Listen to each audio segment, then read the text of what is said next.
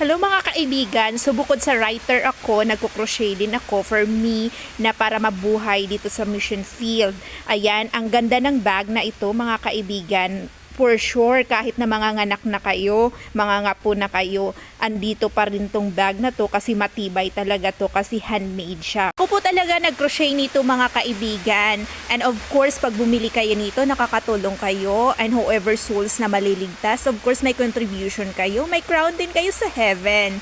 And of course, kailangan natin ito para mabuhay din naman kami dito sa mission field at para naman hindi kami na problema kasi isa sa problema pag wala kang pera, hindi rin sa gagalaw ang ministry pag walang pera.